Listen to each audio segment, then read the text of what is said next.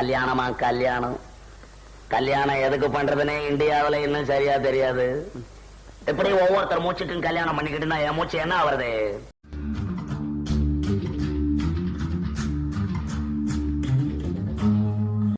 Okay Naveen, இன்னைக்கு வந்து நம்ம பேச போற டாபிக் வந்து ரிலேஷன்ஷிப். டாபிக் வந்து ஒரு வார்த்தையில சொல்லியாச்சு, ஆனா இதுல வந்து நம்ம விதவிதமா நிறைய விஷயங்களை பேசலாம். ஸோ இந்த எபிசோட்ல நம்ம கூட இன்னொரு கெஸ்ட் ஜாயின் பண்ணியிருக்காங்க. ஏற்கனவே நம்ம கூட 2-3 எபிசோட்ல ஜாயின் பண்ணியிருந்தாங்க. Soumya. Hi Soumya, welcome back. வணக்கம். 2-3 எபிசோட ஒரு எபிசோட தான்யா? சைபர் கிரைம் ஒண்ணு, இது நாமத்துக்குமார் ஒண்ணு. ஆமா. ஓகே, ஸோ இன்னைக்கு வந்து நம்ம பேச போறது எல்லாமே டேபுவான டாபிக் தான். அதனால வந்து எபிசோடோட ஸ்டார்டிங்ல ஒரு trigger warning for all the கலாச்சார கன்னிஸ். அதனால இன்னைக்கு எல்லாம் ரொம்ப மோசமா தான் இருக்கும். சரி, முதல்ல வந்து இப்ப இந்த ரிலேஷன்ஷிப்ல வந்து நிறைய லைக் ஐயா, இந்த ரிலேஷன்ஷிப்னா என்னங்க ஐயா? அத பத்தி பேசுறதுக்கு தான் இன்னைக்கு கூடி இருக்கோம். பஞ்சாயத்து இன்னைக்கு அதுதான். சோ இதுல வந்து நம்ம வந்து கன்வென்ஷனலா இப்ப நம்ம ஊர்ல ரிலேஷன்ஷிப் வந்து என்ன மாதிரி இருக்குன்றத ஃபர்ஸ்ட் ஜெனரலா சும்மா ஓவராலா சொல்லிடுறோம். இங்க வந்து 2 இருக்கு. வந்து லவ் மேரேஜ்னு ஒண்ணு, அரேஞ்ச் மேரேஜ்னு ஒண்ணு. இந்த லவ் மேரேஜ்ங்கிறத நம்ம ஊர்ல என்ன பல வகையில வந்து ஃபர்ஸ்ட் என்னது லவ் அட் ஃபர்ஸ்ட் சைட், அப்புறம் ஃப்ரெண்டா இருந்துட்டு லவ் ஆனது இப்படின்னு சொல்லுவோம். அப்புறம் வந்து லவ் மேரேஜுக்கு வீட்டுல சண்டை போடுவோம். அதுக்கப்புறம் கல்யாணம் நடக்கும், நடக்காமல் போகலாம். நடந்தா அதுக்கப்புறம் தான் செக்ஸ் வச்சுக்கணும், குழந்தை பெற்றுக்கணும், அது வாழ்க்கைன்னு அப்படி ஒரு பக்கம் போவானுங்க. இதுல அரேஞ்ச் மேரேஜ்ன்றவனுங்களுக்கு முதல்ல ஆரம்பிச்ச உடனே இந்த பெல்லி சூப்புலுன்னு சொல்லக்கூடிய பொண்ணு பாக்குற ஃபேஸ் நடக்கும். அதுல வந்து இந்த அலையன்ஸ் பாக்குறது, மேட்ரிமோனி ரெஜிஸ்டர் பண்றது, தெரிஞ்சவன்ட்ட சொல்றது, சொந்தக்காரன் பூரா விசேஷத்துக்கு வர்றவன் எல்லாம் வந்து என்னப்பா கல்யாணம் ஆச்சா, அங்க ஒரு பொண்ணு இருக்கு, எனக்கு தெரிஞ்ச ஒரு பொண்ணு இருக்குன்னு ஆளாளுக்கு ஒரு வேலையை ஆரம்பிப்பானுங்க. அது பண்ணி அடுத்து எல்லாருக்கும் தான் வரணும், நீ எல்லாத்துக்கும் என்கிட்ட வராத, அதான் நீ வேணா வச்சிருந்தா கொடு. அதோடைய ரெக்ரூட்மெண்ட் ப்ராசஸ்ல அதுக்கப்புறம் நடக்கும். அதாவது அவங்களோட குவாலிபிகேஷன், அவங்களுடைய இந்த அதுல நிறைய கிரைட்டீரியாஸ் எல்லாம் இருக்குல்ல. சோ அதை பேஸ் பண்ணி அப்புறம் அரேஞ்ச் மேரேஜ் ஒண்ணு பண்ணுவானுங்க. அதுக்கப்புறம் தான் கல்யாணம் முடிஞ்சதுக்கு அப்புறம் தான் செக்ஸ் வச்சுக்கணும். சாரி, செக்ஸ் சொல்லக்கூடாது, சாந்தி முகூர்த்தம் நடத்தணும். அதுக்கப்புறம் குழந்தை பெற்றுக்கணும், வளர்க்கணும். திரும்ப அந்த குழந்தை வளர்ந்ததுக்கு அப்புறம் அதுக்கு 25 வயசானோடனே திரும்ப போற விசேஷத்தெல்லாம் அடுத்து உனக்கு தானேன்னு கேட்கணும். அப்புறம் அதுக்கு பொண்ணு பார்க்கணும். இப்படியே இவங்களுடைய வட்டம் போய்கிட்டு இருக்கு. இதுதான் இவ்வளவு நாளா நம்மளுக்குள்ள இருந்த, நம்ம ஊர்ல இருந்த ரிலேஷன்ஷிப்ன்றது நம்மளுக்கு தெரிஞ்சது இது மட்டும்தான். ஆனா இப்போ வந்து புதுசு புதுசா நம்ம நிறைய விஷயங்கள் பாக்குறோம், கேள்விப்படுறோம். அதாவது டேட்டிங்னு சொல்றோம், லிவ் இன் ரிலேஷன்ஷிப்னு ஒண்ணு இருக்கு, ஃப்ரெண்ட்ஸ் வித் பெனிஃபிட்ஸ்னு ஒண்ணு சொல்றாங்க, ஒன் நைட் ஸ்டாண்ட்னு சொல்றாங்க. இது எல்லாமே என்னன்றதே நம்மளுக்கு எல்லாம் தெரியாதுன்னு தான் சொல்லணும். சோ இந்த ரெண்டுலயும் அதாவது பழைய விஷயங்கள்ல ஏதாவது நல்லது இருக்கா, இல்ல அது எதுல தப்பா இருக்கு, புதுசுல என்னென்ன ஏதாவது நல்லா இருக்கா, இல்ல அதுல என்ன தப்பு இருக்குன்றத பத்தி தான் இன்னைக்கு ஃபுல்லா டிஸ்கஸ் பண்ண போறோம். சோ முதல்ல வந்து அரேஞ்ச் மேரேஜ்ல இருந்தே ஆரம்பிப்போம். அரேஞ்ச் மேரேஜ் சரியானதுன்னு நினைக்கிறீங்களா, இல்ல சரியா இல்லைன்னு நினைக்கிறீங்களா? சௌமியா, நீங்களே சொல்லுங்க, கெஸ்ட்ல இருந்து ஆரம்பிப்போம். அரேஞ்ச் மேரேஜ் இந்த கான்செப்ட் வந்து என்ன சொல்றது, இது ஒரு கன்வீனியன்ஸ் நான் சொல்லுவேன்.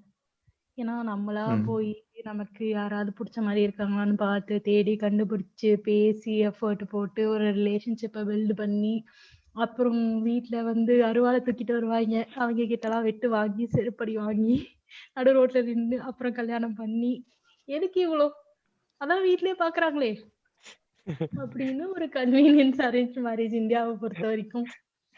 அதுல வர்றது கழுதையோ குதிரையோ எரும மாடோ ஏதோ ஒண்ணு வந்தா சரி. நான் ரீசெண்டா ஒரு ஃப்ரெண்டு கிட்ட எல்லாம் பேசிக்கிட்டு இருக்கப்ப, கொஞ்சம் வயசான ஒரு 35-40 வயசுல இருக்கும். இந்த நம்ம கலாச்சாரத்துல வயசானவன்றீங்க, சரி ஓகே, ஏன் ஏஜ் குரூப் வச்சுக்கீங்களா இப்ப சந்தோஷமா? அப்படி சொல்லு, கண்டினியூ. சரி, அவர் சொல்லிக்கிட்டு இருந்தாரு, எங்க காலத்துலலாம் இந்த அரேஞ்ச் மேரேஜ் கலாச்சாரம் மட்டும் நம்ம இந்தியாவில இல்லாம போயிருந்துச்சு, நமக்கு கல்யாணமே ஆகாம போயிருக்குமோ அப்படின்ட்டு இருந்தாரு. அதனால சௌமியா சொல்ற மாதிரி அது வந்து ஒரு கன்வீனியன்ஸ் தான். ஆனா அதுல இன்னொரு விஷயமும் இருக்குன்னு வச்சுக்கோங்களேன். என்ன சொல்றது, நம்ம இந்த ஃபேமிலி சொந்தக்காரங்க இப்படிலாம் யோசிக்கிறப்போ at the end of the day வந்து ஏதோ ஒரு சோஷியல் செக்யூரிட்டி அப்படின்னு ஒண்ணு வேணும் அப்படின்னு தோன்றப்போ இந்த என்ன சொல்றது, இந்த சொந்தம் பந்தம் இதெல்லாம் விட்டு போக கூடாது அப்படின்னு யோசிக்கிறாங்கன்னா அவங்க அரேஞ்ச் மேரேஜ் தான் ப்ரிஃபர் பண்ணுவாங்க. நீங்க சொல்றத இன்னொரு மாதிரியும் சொல்லலாம்.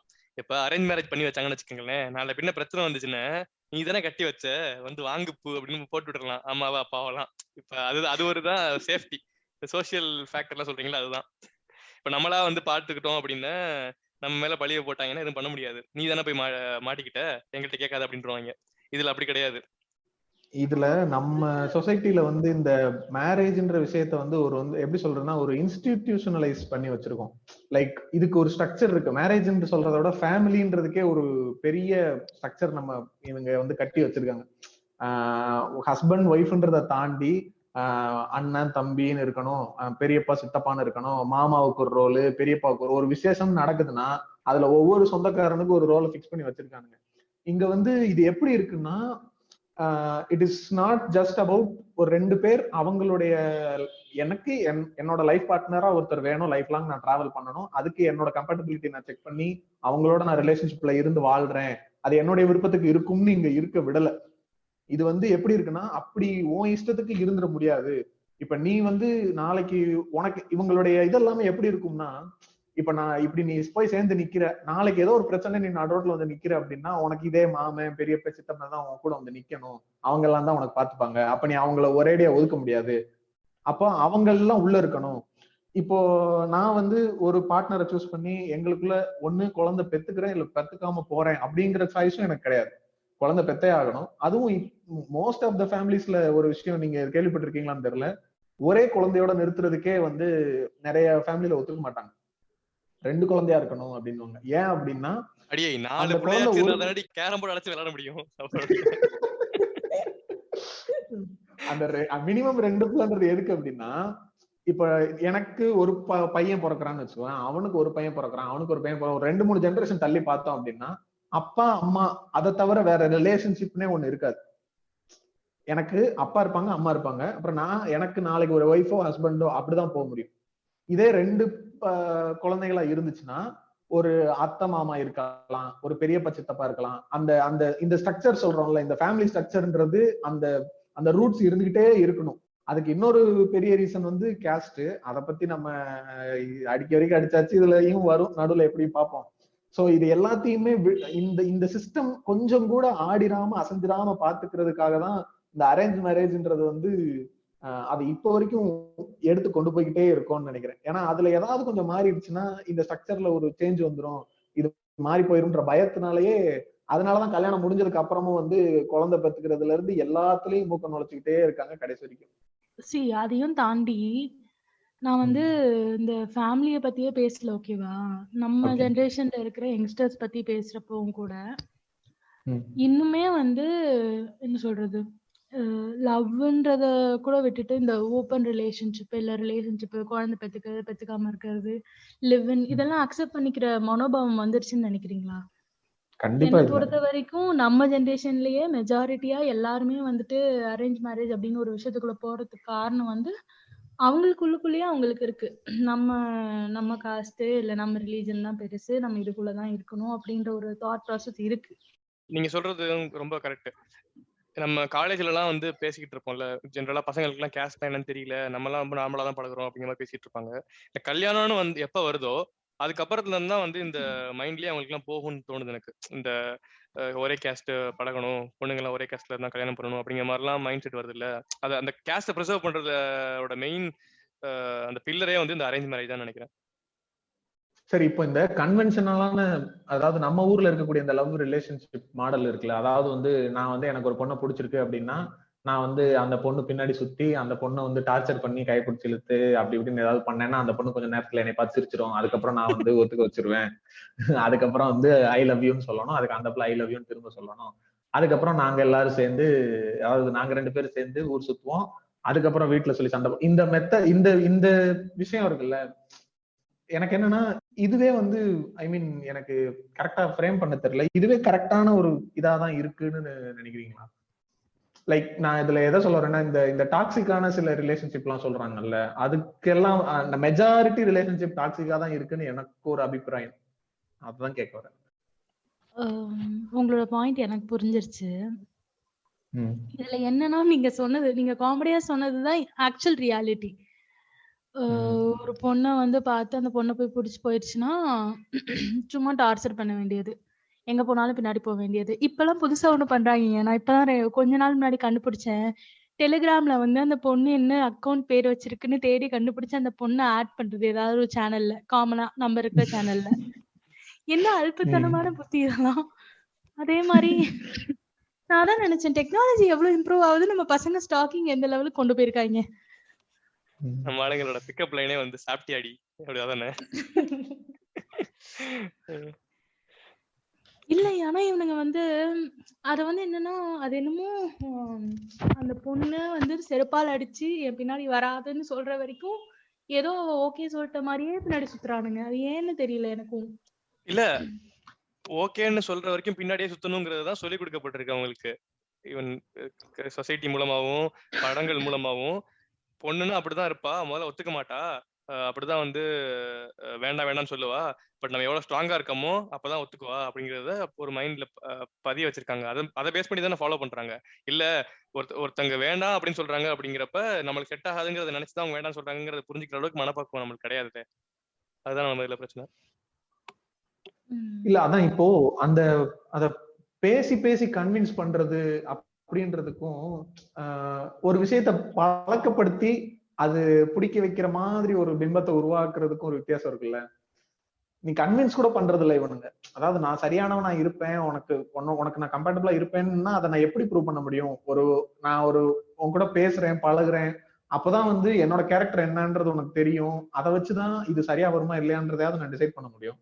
நான் திரும்ப திரும்ப உன்னை பின்னாடியே வந்து உனக்கு ஏதாவது இம்ப்ரெஸ் பண்ற மாதிரி ஏதாவது பண்ணிட்டே இருந்தேன்னா, இவன் ஆரம்பத்துல கிறுக்க மாதிரி தெரிஞ்சான், ஒரு 10 நாள் பார்த்ததுக்கு அப்புறம் ஏதோ கொஞ்சம் பழகுன மூஞ்சியா இருக்கு, அப்ப ஏதோ இருப்பான் போலன்ற மாதிரி ஒரு மைண்ட் அப்படிதானே சினிமாலுமே நீங்க சொன்ன மாதிரி அப்படிதானே காட்டுறானுங்க. அதான் லவ்ல வந்து நிறைய விஷயங்கள் இருக்கும். ஃபர்ஸ்ட் ஸ்பார்க் வந்து வெறும் அப்பியரன்ஸ் வச்சு வரலாம், அது இல்லாம நிறைய விஷயங்கள் இருக்கு அப்படிங்கிறது தெரிஞ்ச விஷயம். ஆனா நம்ம ஜெனரலா நம்ம பாக்குற விஷயங்கள் எப்பவுமே அப்பியரன்ஸ் பேஸ் பண்ணி ஒரு பையனுக்கு வந்து ஒரு பொண்ணை பிடிக்குது. அந்த அதவே ரவுண்ட் மோஸ்ட்லி ரொம்ப கம்மி தான். அதை காமிக்கவே மாட்டாங்க. அது நடக்குதாங்கிறது எனக்கு அட்லீஸ்ட் பையனா பாக்குறப்ப எனக்கு அவ்வளவா பார்க்க முடிய மாட்டேங்குது.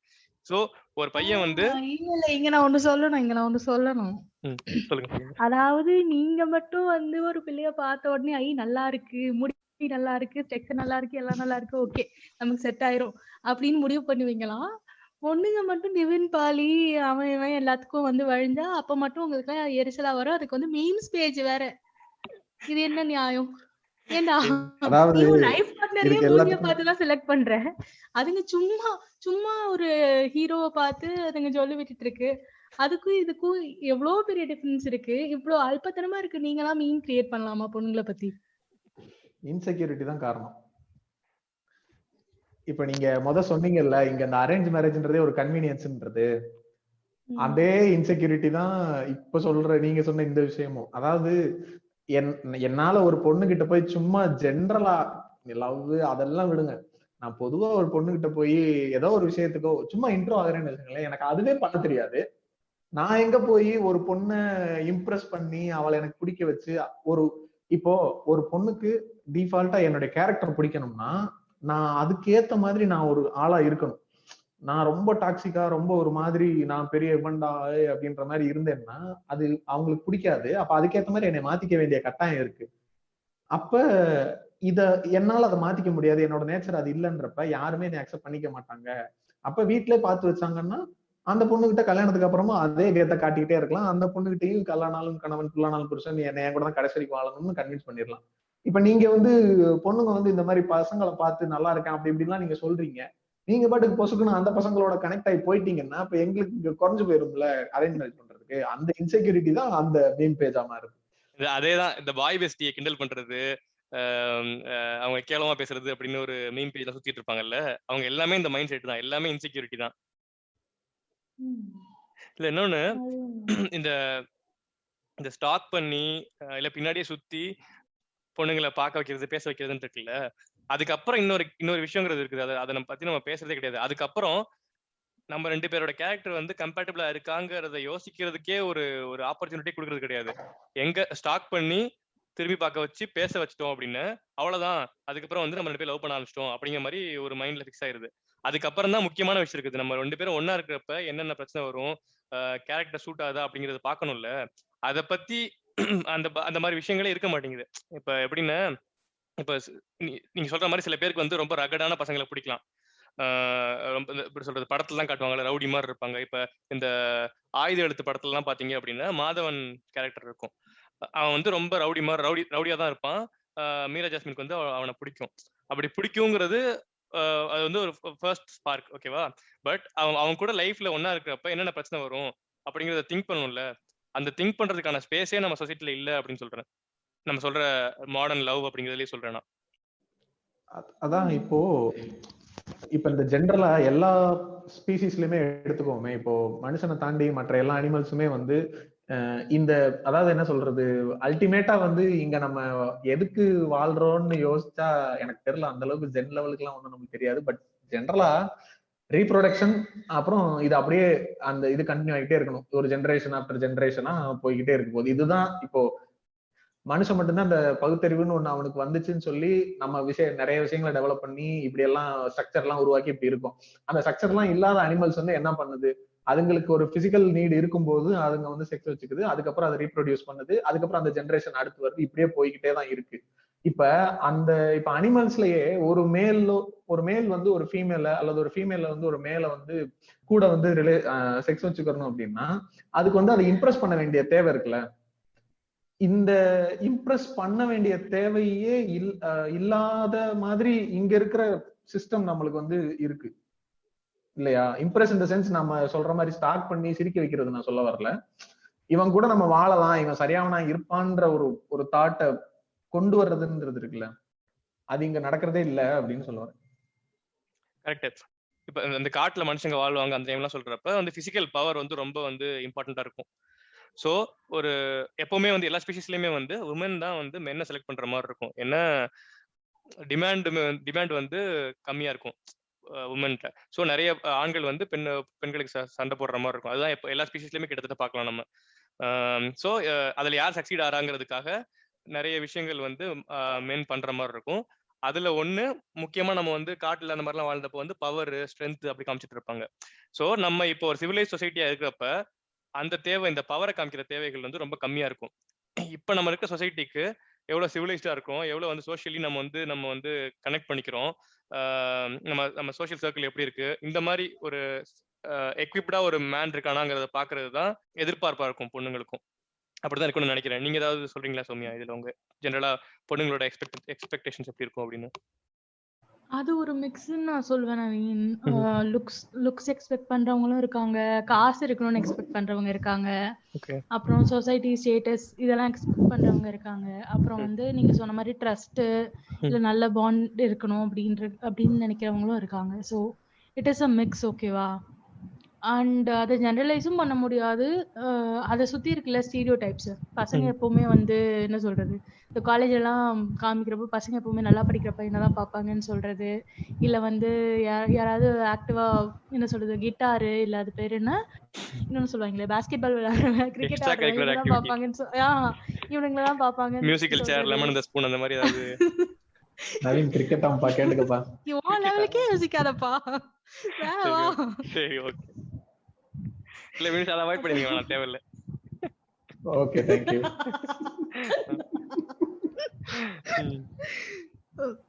அப்புறம் வந்து காசு இருக்கிற பையனை தான் பாப்பாங்கன்னு சொல்றது, இதெல்லாம் எனக்கு தெரிஞ்ச வரைக்கும் ஸ்டீரியோ டைப் தான். ரியல் லைஃப்ல அப்படி பார்த்தா பொண்ணுங்க எல்லாரும் காசு இருக்க பையன் தான் கல்யாணம் பண்ணிக்கிறாங்களா ரியல் லைஃப்ல?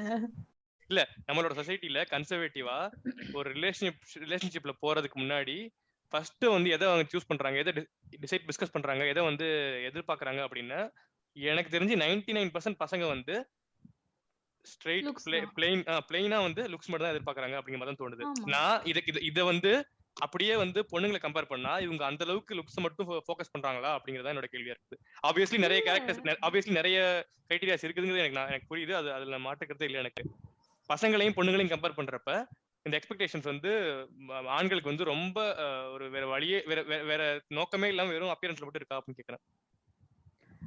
ஆம், அதாவது உங்க இனத்தை பற்றி நான் பேச முடியாது. இல்ல நீங்க பண்ணலாம், தப்பு இல்ல. எங்க இனத்தை பத்தி எங்களுக்கு கிளியரா தெரியாதனால உங்கள்ட்ட கேக்குறோம். ஆக்சுவலா எனக்கு தெரிஞ்ச அப்படிதான் நினைக்கிறேன். பசங்க ஃபர்ஸ்ட் லுக்ஸ் பார்த்து அட்ராக்ட் ஆகுறாங்கன்னு நினைக்கிறேன். பட் ஆனா ஒவ்வொரு பாயிண்ட் வந்து ரெண்டு ரெண்டு ஜெண்டருமே மேல் ஒரு ஃபீமேல் எதுவா இருந்தாலுமே அவங்க வந்து ஒவ்வொரு பாயிண்ட் லுக்ஸ் மட்டுமே அங்க டாமினேட் பண்றது இல்லைங்கிறது என்னுடைய அபிப்பிராயம். ஓகே, புரியுது. சரி, எனக்கு ஒரு கேள்வி இருக்கு, ஓகேவா? இந்த கேள்வி ஏன் எனக்கு வந்துச்சுன்னா, நான் இங்க படிக்கிற இடத்துல வந்து இது வந்து ஒரு மாதிரி மிக்சடான க்ரௌடு. ஸோ என் கூட படிக்கிற ஒருத்தங்க நிறைய பேருக்கு வந்து 40+ இருப்பாங்க, 35+ இருப்பாங்க, எல்லாருமே இங்க படிச்சுட்டு இருக்காங்க. அப்படி ஒருத்தங்க வந்து they got into a live-in relationship in 2000, the year 2000. நம்ம 2000ல என்ன பண்ணிட்டு இருந்தோம்? நான்லாம் ஸ்கூலுக்கு போயிட்டு இருந்தேன். இப்போ வந்து 2021. இப்போ வந்து நம்ம நினைச்சுக்கிட்டு இருக்கோம் லிவ் இன் ரிலேஷன்ஷிப்ஸ் எல்லாம் ரொம்ப ப்ரோக்ரெசிவான தாட், இதெல்லாம் வந்து இன்னும் சரிப்பட்டு வராது நம்ம சொசைட்டிக்கு அப்படி இப்படின்னு. ஆனா பார்க்க போனா அவங்கெல்லாம் 20 வருஷம் முறையே ஸ்டார்ட் பண்ணியிருக்காங்க இதெல்லாம். ஸோ இந்த லிவ் இன் ரிலேஷன்ஷிப் அப்படிங்கிற கான்செப்ட் ஜென்ரலா எப்படி பர்சீவ் பண்றாங்க, பசங்க எப்படி பர்சீவ் பண்றாங்க? இது பசங்கன்னு நம்ம மொத்தமா சொல்ல முடியாது. நீங்க சொன்ன அதே மாதிரிதான், இதை ஜெனரலைஸ் பண்ண முடியாது. பட் அவங்க நம்ம அந்த பசங்க வந்து எந்த மாதிரியான ஒரு அண்டர்ஸ்டாண்டிங் லெவல்ல இருக்காங்கிறத பொறுத்துதான் இதை அவங்க எப்படி பெர்சீவ் பண்றாங்கன்னு சொல்ல முடியும். இப்ப எனக்கு வந்து நான் ஓகே கண்மணி படம் பார்த்தப்ப எனக்கு அந்த படம் பிடிக்கல. எனக்கு அது பிடிக்கலன்றதுக்கான காரணமே என்ன அப்படின்னா, அது லிவ் இன் ரிலேஷன்ஷிப்பை பத்தி பேசுது அப்படின்றதுனால எனக்கு அது பிடிக்கல. அப்ப வந்து இன்னைக்கு ரொம்ப கொஞ்ச நாளைக்கு முன்னாடி வரைக்கும் ரொம்ப கேவலமானவனாதான் இருந்தாரு, அது வேற விஷயம். சோ இப்ப யோசிச்சு பார்க்கும்போது இது நம்ம கொஞ்சம் அதான் இது இப்படி யோசிச்சிருக்கலாமோ அப்படின்றது தோணுது. சோ பசங்கன்னு பொதுவா அதை சொல்லிட முடியாதுன்னு நினைக்கிறேன். எனக்கு இந்த கேள்வி இருக்கு, ஓகேவா? இப்போ நம்ம ஃப்ரெண்ட்ஸ் கேங்கே எடுத்துப்போமே. நம்ம ஒரு ஃப்ரெண்ட்ஸ் கேங் இருக்கோம், ஒரு 5 பேர் இருக்கோம், இல்ல 6 பேர் இருக்கோம். அதுல வந்து ஒரு பையன் வந்து நம்மள்ட்ட வந்து சொல்றான், இந்த மாதிரி நான் வந்து ஒரு 4 மாசமா லிவ் இன் ரிலேஷன்ஷிப்ல தான் இருக்கேன், உங்கள்ட்ட இப்பதான் சொல்லணும்னு தோணுச்சுன்னு சொல்றான். அதே வந்து ஒரு பொண்ணு சொல்லுது, ரியாக்ஷன்ஸ் எப்படி இருக்கும்? பையன் வந்து சொன்னா பொறாமையா இருக்கும்னு சொல்லலாம். பொண்ணு வந்து சொன்னுச்சுன்னா as usual அந்த அந்த ஒரு என்ன சொல்ற அந்த ஜட்ஜிங் ஸ்டார்ட் ஆயிரும். அந்த பொண்ணை பத்தின கேரக்டர் அசாசினேஷன் மாதிரியோ அதை பின்னாடி பேசுறதோ அந்த பொண்ணு அந்த அந்த ஜோனுக்குள்ள போறதுக்கான வாய்ப்புகள் அதிகமா இருக்கு. நான் ஜெனரலா சொல்றேன். இல்ல, நான் லிவ் இன் ரிலேஷன்ஷிப் எப்படி பாக்குறேன் அப்படின்னா, டு பி ஃப்ராங்க், மேரேஜஸ்ங்கிறது என்ன ஒரு பாண்ட், ஒரு அக்ரிமெண்ட் மாதிரி தானே. இன் கேஸ் ஏதாவது நம்மளுக்கு வந்து டிஸ்அக்ரிமெண்ட்ஸ் வந்தா நம்ம பிரிஞ்சு போகாம இருக்கிறதுக்கு ஒரு அக்ரிமெண்ட் போட்டுட்டோம் அப்படின்னா நம்ம வந்து அது எப்படி தான் அட்ஜஸ்ட் பண்ணிக்குவோம் அப்படிங்கிற மாதிரி. ஸோ எனக்கு தெரிஞ்சு லிவ் இன் ரிலேஷன்ஷிப் மாதிரி ஒரு ப்ராக்ரெசிவா இல்ல ஒரு புரிஞ்சுக்கிட்டு ஒரு கப்பல் வந்து இருக்காங்க அப்படின்னா அது ஆப்வியஸ்லி வந்து ஒரு ரொம்ப நல்ல விஷயமா தான் பாக்குறேன் நான்.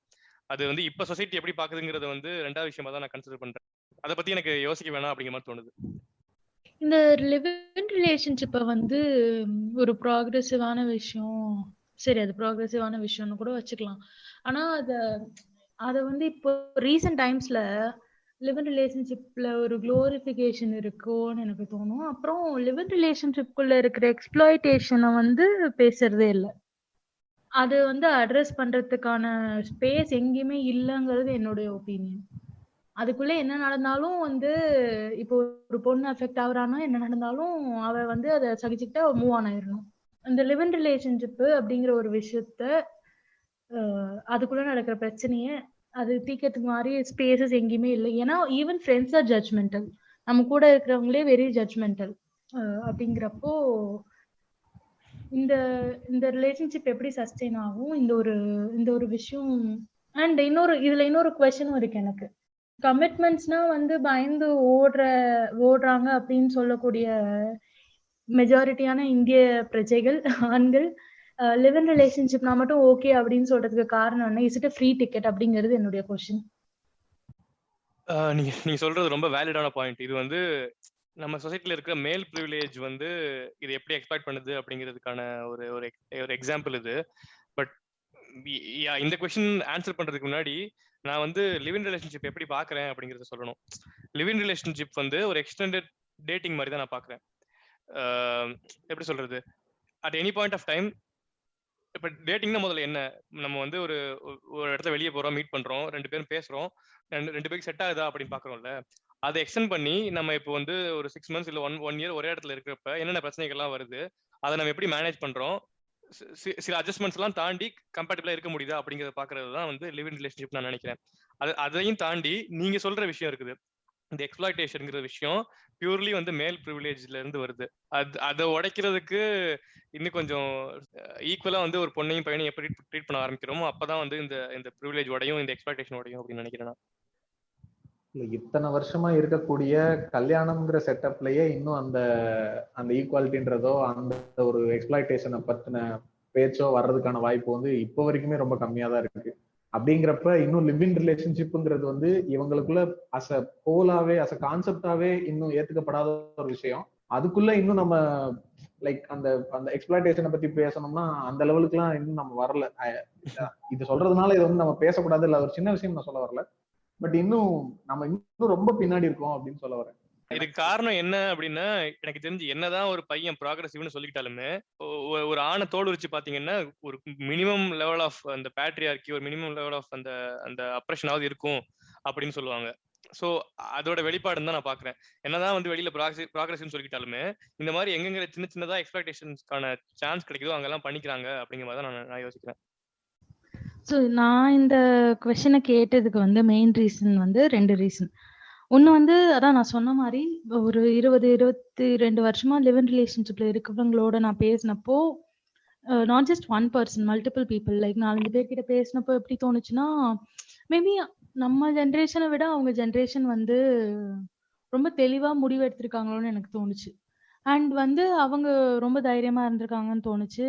அண்ட் இப்ப இருக்கிற நம்ம சொல்லிட்டு இருக்கோம்ல, டே பை டே வந்து நம்ம ப்ரோக்ரெசிவா மாறிட்டு இருக்க சொசைட்டின்னு சொல்லிட்டு இருக்கோம்ல, அது ஒரு மாதிரி எனக்கு அந்த அந்த என்னோட அந்த பிம்பமே அப்படியே உடையிற மாதிரி இருந்தது. ஏன்னா இப்போ நம்ம எப்படி யோசிக்கிறோம் அப்படிங்கிற ஒரு விஷயத்த கம்பேர் பண்றப்போ, அப்போ இந்த அளவுக்கு டெக்னாலஜியோ இல்ல அக்சஸ் டு ப்ரோக்ரெசிவ் சர்க்கிளோ அவங்களுக்கு கிடைச்சதே கிடையாது. இப்போ நம்ம பேசுறோம்னு வைங்களேன், ஒரே மாதிரி பேசுற 4 பேர் வந்து சோஷியல் மீடியால மீட் பண்ணி ஃப்ரெண்ட்ஸ் ஆகிறதுக்கான வாய்ப்புகள் எவ்வளவோ இருக்கு. அப்போ அவங்களுக்கு அவ்வளவு அக்சஸ்லாம் கிடையாது.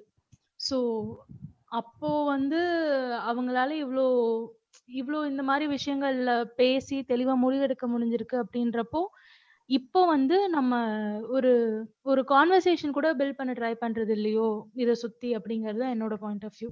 அண்ட் செகண்ட் வந்து அந்த is it a free ticket அப்படின்ற கொஸ்டின் வந்து, ஏன்னா அது எப்படி வந்து ஒரே டைம்ல ஒரு மனுஷனால என்னால வந்து என்ன சொல்றது கமிட்மெண்ட்ஸ் எல்லாம் எடுத்துக்க முடியாதுன்னு சொல்ல முடியும். அட் த சேம் டைம் வந்து லைஃப் லாங் நம்ம லிவ் இன் ரிலேஷன்ஷிப்ல இருக்கலாம்னு சொல்ல முடியும். ஏன்னா அதுவும் ஒரு கமிட்மெண்ட் தானே. அப்போ அதை கமிட்மெண்டா பார்க்கல அப்படிங்கிற பாயிண்ட் ஆஃப் வியூல தானே அதை வந்து ஈஸியா சொல்ல முடியுது. எனக்கு புரிஞ்ச வரைக்கும் லைஃப் லாங் லிவ் இன் ரிலேஷன்ஷிப்ல இருக்கலாம் அப்படிங்கறதே வந்து ஒரு எப்படி சொல்றது ஒரு முரண்னு தான் நினைக்கிறேன். லிவ் இன் ரிலேஷன்ஷிப்னா நான் எப்படி புரிஞ்சுக்கிறேன், கரெக்டா தப்பான்னு நீங்க சொல்லுங்க. மேபி லிவ் இன் ரிலேஷன்ஷிப் நான் எப்படி என்ன நினைக்கிறேன் அப்படின்னா, நம்ம ரிலேஷன்ஷிப்ல இருக்கலாம், இதுல வந்து எந்த கண்டிஷன்ஸும் கிடையாது. as long as we feel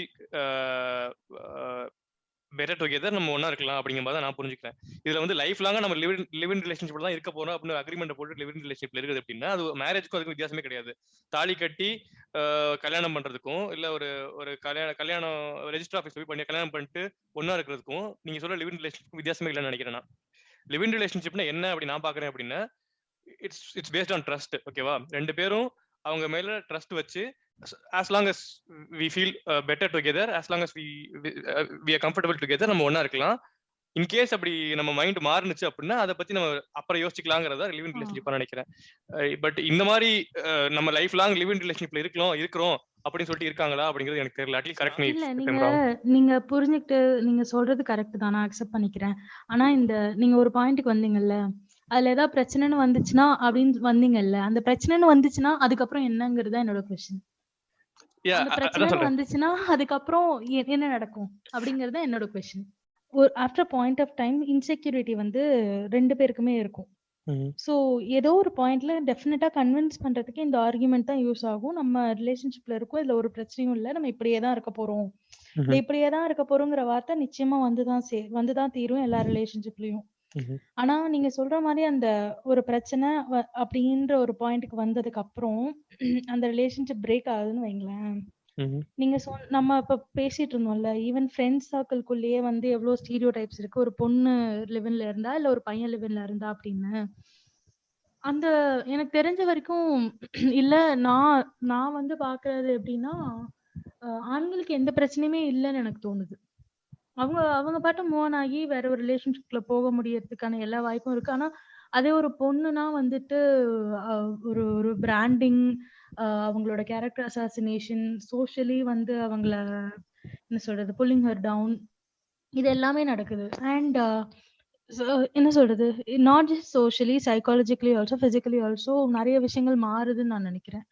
இது இதை அட்ரஸ் பண்ற ஃபேக்டர் வந்து இதுவே ஒரு கல்யாணமா இருந்ததுன்னு வைங்களேன், இதை அட்ரஸ் பண்ற ஃபேக்டர்ஸ் நிறைய இருக்கு. லீகலி இதை வந்து அட்ரஸ் பண்ண முடியும், லீகலி ரெனிமரேஷன் கேட்க முடியும், எனக்கு வந்து இது நீ பண்ணிதான் ஆகணும்னு சொல்ல முடியும், உன்னோட சேலரியில 50% கொடுத்துதான் ஆகணும்னு சொல்ல முடியும், எல்லாம் பண்ண முடியும். ஆனா லிவ் இன் ரிலேஷன்ஷிப்ல லீகலி எதுவுமே அட்டாச் பண்ண முடியாது நம்ம. ஸோ இந்த ஸ்பேஸ வந்து ஒரு ஃப்ரீ டிக்கெட்டா நிறைய பேர் பாக்குறாங்கன்றது என்னுடைய ஒப்பீனியன். நீங்க சொல்றது கரெக்டா இருக்கலாம், பட் எனக்கு தெரிஞ்சு இது it comes down to the individuals நினைக்கிறேன். ஒரு ட்ரஸ்ட் பேஸ் பண்ணி ஒரு லிவ் இன் ரிலேஷன்ஷிப்ல போறவங்க இதை ஃப்ரீ டிக்கெட்டா கன்சிடர் பண்றாங்க அப்படின்னா அங்க எனக்கு தெரிஞ்சு ஒரு ட்ரூவான ஒரு அண்டர்ஸ்டாண்டிங்கோ ஒரு ட்ரூவான லவ்வோ இல்லை அப்படிங்கிற மாதிரி எனக்கு புரியுது. பட் நீங்க சொல்றது கரெக்ட். நீங்க சொல்ற மாதிரி ஒரு சிஸ்டமைஸ்டு சப்போர்ட் கிடையாது இன்கேஸ் வந்து லிவ் இன் ரிலேஷன்ஷிப்ல சஃபர் ஆனா, அதெல்லாம் கரெக்ட் தான். பட் இது இது எல்லாத்துக்கும் என்ன ஒரு சொல்யூஷனா இருக்கும் அப்படின்னு எனக்கு தோணுது அப்படின்னா, எப்போ வந்து உமனை சுத்தி இருக்க ஸ்டிக்மா எல்லாம் உடையுதோ, உமனை சுத்தி இருக்க வந்து டேபூஸ் எல்லாம் உடையுதோ, எப்போ வந்து ஈக்குவலா ட்ரீட் பண்ண ஆரம்பிக்கிறாங்களோ அப்பதான் வந்து இந்த இன்செக்யூரிட்டிஸ், இந்த வந்து இம்பேலன்ஸ் ஆஃப் ப்ரிவிலேஜஸ் எல்லாம் மாறும் அப்படின்னு நினைக்கிறேன். எனக்கு என்ன தோணுதுன்னா, மேரேஜ் மட்டுமே ஒரு லீகல் ரிலேஷன்ஷிப் அப்படின்னு இருக்கிற விஷயம் மாறினாதான் இந்த இந்த செக்யூரிட்டிங்கிறது வரும்னு நான் நினைக்கிறேன். இன்னொரு ஆஸ்பெக்ட் நீங்க சொன்ன மாதிரி, இப்போ அந்த அந்த டிவோர்ஸ்னு வரும்போது அதுக்கான ரெனிமரேஷன் இதெல்லாம் வாங்க முடியும். பட் லிவ்இன்ல பிரிஞ்சு போறப்ப அதுக்கான எதுவும் வரதில்லைன்றது ஒண்ணு. இன்னொரு ஆஸ்பெக்ட் வந்து இன்கேஸ் அவங்க லிவ்இன்ல இருக்கும்போது ஒரு குழந்தை பிறந்துருச்சுன்னா அந்த குழந்தைக்குமே லீகலா வரக்கூடிய ரைட்ஸ்லயே நிறைய ப்ராப்ளம்ஸ் இருக்குன்னு நினைக்கிறேன். ஆமா, இப்போ ஒரு மேரேஜ்ல இருக்கிற ஒரு ஹஸ்பண்ட் அண்ட் ஒய்ஃப் வந்து டிவோர்ஸ் ஆகி போறாங்கன்னா அந்த குழந்தை வந்து யாரு பாத்துக்கணும், அந்த மாதிரி எல்லாமே நம்மளுக்கு வந்து கான்ஸ்டிடியூஷனலா இருக்கு.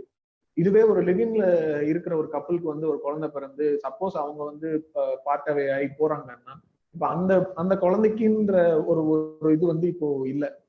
சோ அண்ட் அதே மாதிரி நம்ம சொன்ன மாதிரி இந்த சேம் செக்ஸ் மேரேஜ் இது எல்லாத்துலயுமே இந்த ப்ராப்ளம்ஸ் இருக்கு.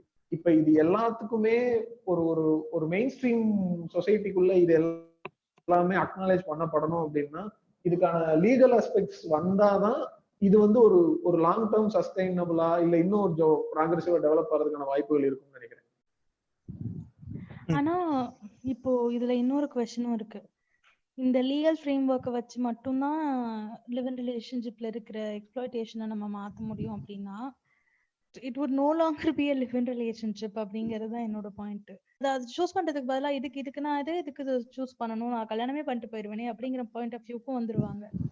எக்ஸாக்ட்லி அதுதான் மீன் பண்றேன். இல்ல இன்னொரு விஷயம் என்னன்னா, ஒரு இடத்துல வந்து நிக்கிறோம்னு நினைக்கிறேன். இல்ல இன்னொரு விஷயம் என்னன்னா, டைவர்சஸ் பிரேக்கப்ஸ் வந்து நம்ம நார்மலைஸ் பண்ணதுதான் இதுக்கு ஒரு மெயின் ரீசன் நினைக்கிறேன்.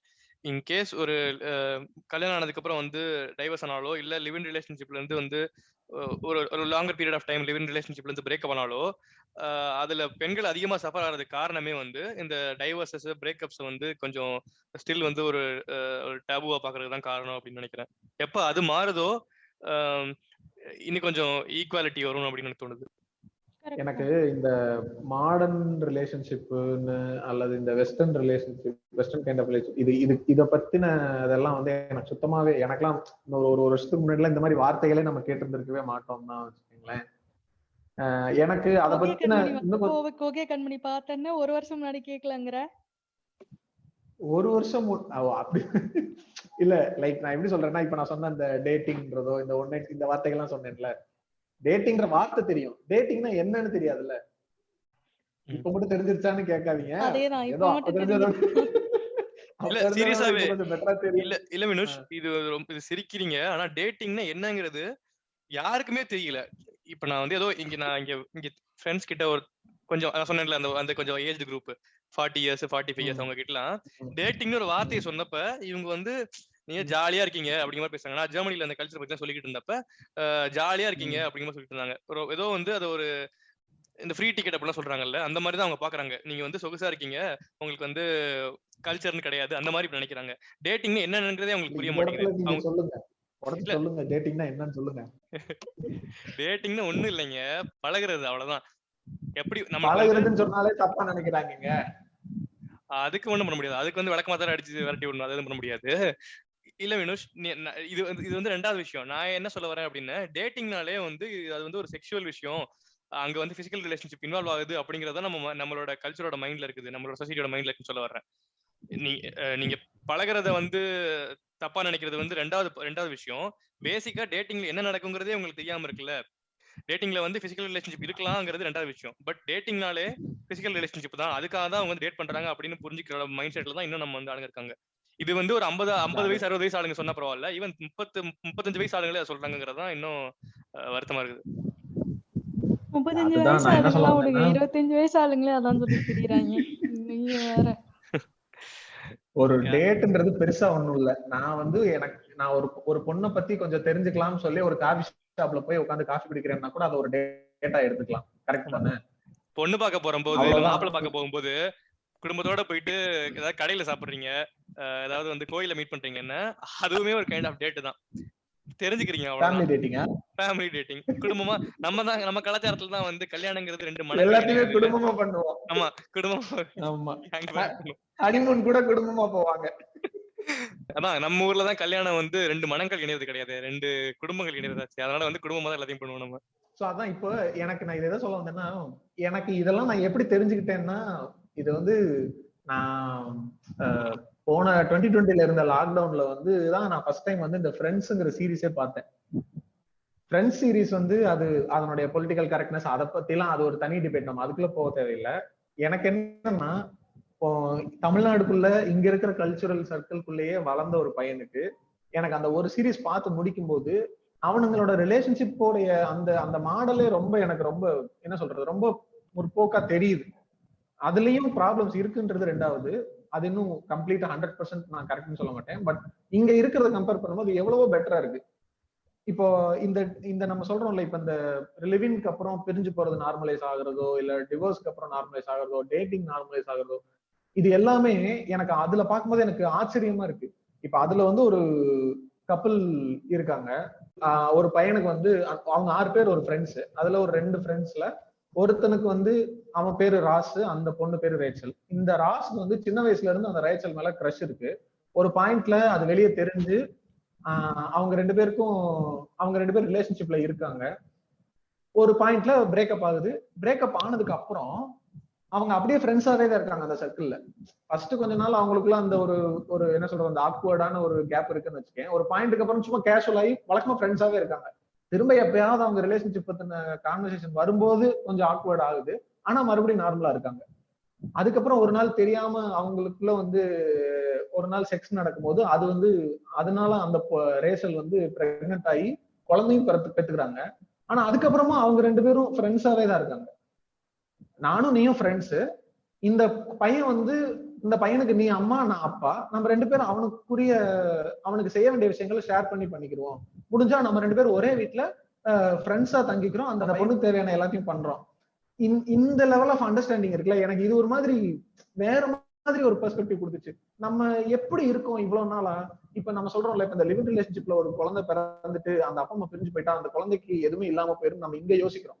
ஆனா அது அந்த அவங்களோட இதுல யோசிச்சு பார்க்கும்போது அது எனக்கும் உனக்கும் பிறந்த ஒரு குழந்தை. இது அந்த குழந்தைய பாத்துக்கிறதுக்கு வந்து நீ நானும் ஒரு ரொமான்டிக் ரிலேஷன்ஷிப்ல இருக்கணும், இல்ல ஒரு மேரேஜ் செட்டப்ல இருக்கணும், அந்த அக்ரிமெண்ட்ல இருக்கணும், எதுவுமே தேவையில்லை. நம்ம 2 பேரும் சேர்ந்து அந்த குழந்தைய பாத்துக்க முடியும் அப்படிங்கிற மாதிரி அதுல காட்டுறாங்க. சோ இந்த ஷிஃப்ட் தான் எனக்கு ஒரு பெரிய டிஃபரன்ஸா தெரியுது இங்க இருக்கிறதுக்கும் அதுக்கும். ஷிஃப்ட் பாசிபிளா இருக்கணும்னா நீங்க அந்த 2 கேரக்டர் பத்தி பேசுனீங்கல்ல, அவங்களுக்கு ஒரு ஃப்ரெண்ட்ஸ் கேங்னு ஒண்ணு இருக்குல்ல, அது என்ன சொல்றது, அக்செப்டிங், என்ன சொல்றது, நம்ம மட்டும் தனியா இருந்துட முடியாது. நம்ம எவ்வளவு பொசிட்டிவா திங்க் பண்ணாலும் இந்த சொசைட்டில நமக்குன்னு as humans we need to belong somewhere. We all want to belong somewhere. So அந்த belongingness வந்து நமக்கு ஏதாவது ஒரு கூட்டத்துல கிடைச்சுதான் ஆகணும். ஸோ அப்படி இருக்கிறப்போ அந்த மாதிரி ஒரு சர்க்கிள் நமக்கு அமைஞ்சதுன்னா இந்த நீங்க சொல்ற எல்லா விஷயமுமே பாசிபிள். இதெல்லாம் வந்து டிஸ்டன்ட் ட்ரீம் எல்லாம் கிடையாது. அப்படி ஒரு சர்க்கிள் நமக்கு அமைஞ்சா இதெல்லாம் இப்பவே கூட பாசிபிள் தான்.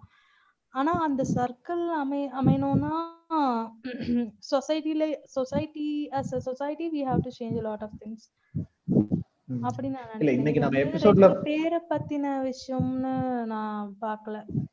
இது வந்து